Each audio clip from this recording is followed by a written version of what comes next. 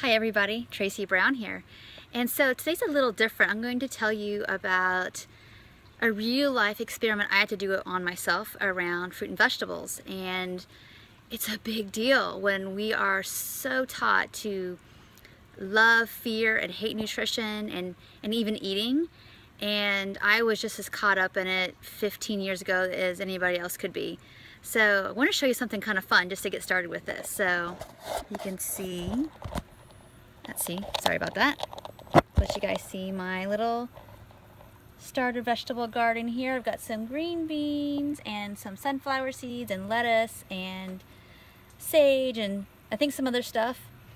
And why this is kind of funny and kind of important is that there was a time that I said no more to these foods, because deep in my disordered eating times as well as my chronic dieting times, I was a chronic dieter longer than I had like a really diagnosable eating disorder, and both were intense times. But I literally abused these foods. I would call it abuse in terms of like I only ate them because they were low calorie. I thought that eating vegetables and fruit meant that I was somehow better, a better version of me, and that I was healthier, and that I would get, it really all was about like, if I look differently, i.e. thinner, and if I eat a certain way, I'll get positive feedback. It really all had to do with feeling so not okay with myself that I'll eat these foods in a way that's not pleasurable. So I use those just like people count calories, count points, use macros, do clean eating. I have a whole other video around clean eating here on my website. But yeah, I use those foods as a way as punishment and as a way of basically trying to fool myself into not being as hungry as I was, and as a way to like feel better about myself. Like, I'm gonna eat all these vegetables and then I'll somehow be morally better, or people will think that it'll kind of erase all the binging I do or whatever it is that was happening. So fast forward, and I was in the middle-ish part of my journey with intuitive eating, and I didn't really have anybody specifically say, hey, try this out, but it was something I came up with just mostly out of desperation. Was I had eaten one of these disgusting breakfasts with protein and vegetables I used to make myself eat, and I just said enough. I was spending $30 plus a week on vegetables that I wasn't eating, that were rotting in my fridge, and I was feeling guilty about that too. And so I just said, enough. I'm not gonna buy any more fruit and vegetables until I good and well want them. And that's what I did. I literally did not have any fruit and vegetables for 6 months. And mind you, I'm a senior in nutrition and dietetics. So you imagine all the lying I had to do in my food journal reviews in my nutrition counseling classes, because I would probably get a lecture from one of my my classmates when we did our mock nutrition therapy and nutrition counseling session together about like eating fruit and vegetables. And so I just made it up that I ate them or not, and I knew that I had to do that in that environment. So that's sad, and another video.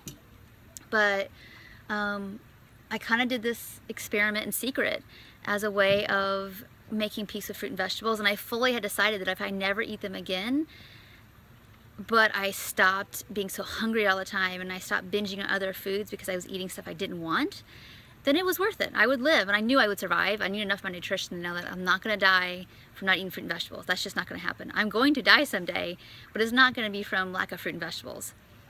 The way I look at it, fruit and vegetables and high fiber foods in general, they're good. They're good for our digestive system in all the ways. It's not a bad thing to eat fruit and vegetables. It's just that when you're in a place where you're trying to make peace with food, we've got to take away the food rules and take away the nutrition stuff and really just strip it down to coming to a meal most of the time hungry and most of the time eating with satisfaction.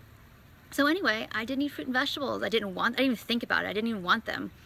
Until one day, towards the end of about a 6-month period, I was starting to crave an apple, and I love Fuji apples, my favorite, and I kept eyeballing them at the grocery store, and I kept telling myself, okay, if you really want to get one, you can.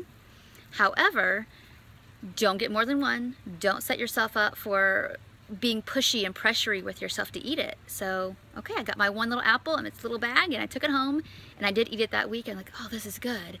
and I ate it by itself, no protein with it, none of that stuff, and I just ate it and enjoyed it. The next week I go to the store and I decided, you know, that was really good. I think I want to do that again. And I'm looking around and I picked an Asian pear, which was my favorite too. I love those. Got one apple, one pear, and I got some fresh green beans, a little tiny handful, enough to maybe a meal. That was it at dinner. And I didn't force it for any further than that either.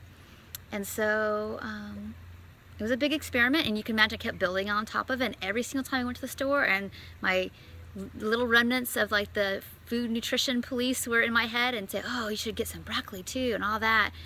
And I wasn't ready. So like I get the broccoli, take it out of my cart and put it back. Like, nope, if I'm not going to be willing to eat it with like salt or butter or with cheese on it or whatever in a way that I can make it pleasurable and enjoyable, then I'm not doing it. So you can see the steps I planned from there. So I hope this little video was helpful, fun, interesting, and it's a real life story that I did, and an experiment that I encourage you all to do. And I know it might feel kind of scary, but again, take it from me, person in a nutrition profession where you're supposed to be eating a certain way because that's what you're trained to do. It was a big risk, but a big risk well worth it to get me to the place where now that I do eat them, I enjoy them. And I definitely have periods of time where I don't eat much, and I have periods of time where a meal has got a lot of it in it, but it's only because I really, really enjoy it. And usually most of the time when I do eat fruit and vegetables, it comes from a place of neutrality, like I could fit this in and I have things that I enjoy, so I might as well do it. And that's my take on it.